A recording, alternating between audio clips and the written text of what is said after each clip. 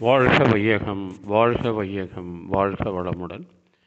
குரு வாழ்க, குருவே துணை. மனவளக்கலை உறவுகளுக்கு கோபாலின் வணக்கங்களும் வாழ்த்துக்களும்.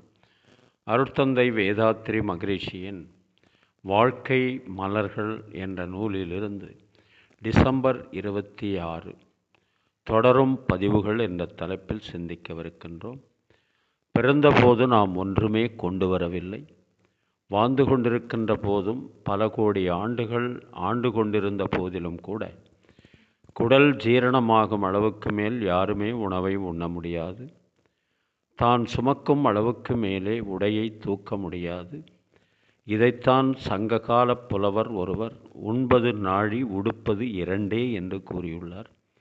நின்றால் கால் அளவு, படுத்தால் 6 அடி, 1 அடி இதற்கு மேல் இடத்தை பயன்படுத்தி கொள்ள இயலாது. எல்லாமே எல்லை கட்டி இருக்கிறது. போகும்போது ஒன்றுமே கொண்டு போவது இல்லை.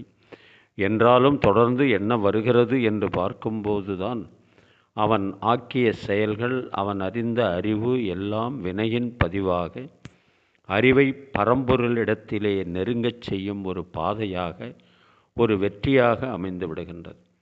ஆகவே அந்த பெருஞ்சோதியை நாடிய நாட்டமெல்லாம் தனிப்பெரும் கருணையை நாடி உலகுக்கு உயிருக்கு செய்த சேவையையும் அறநெறியும் இறை வணக்கமும் இந்த இரண்டிலே ஏற்பட்ட பதிவுதான் மனிதனை தொடர்ந்து போகுமே தவிர வேறு ஒன்றும் தொடர்வது இல்லை.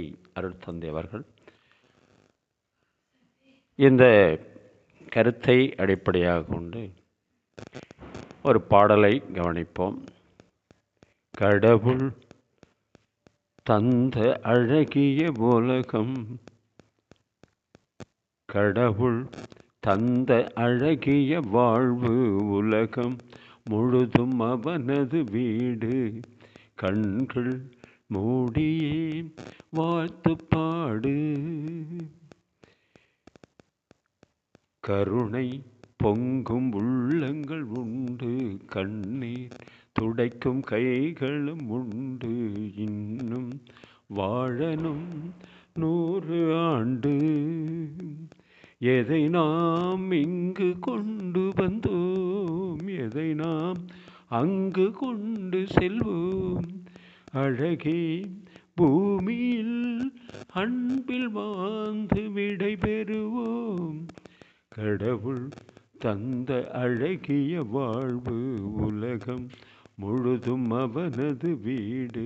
கண்கள் மூடியே வாழ்த்து பாடு.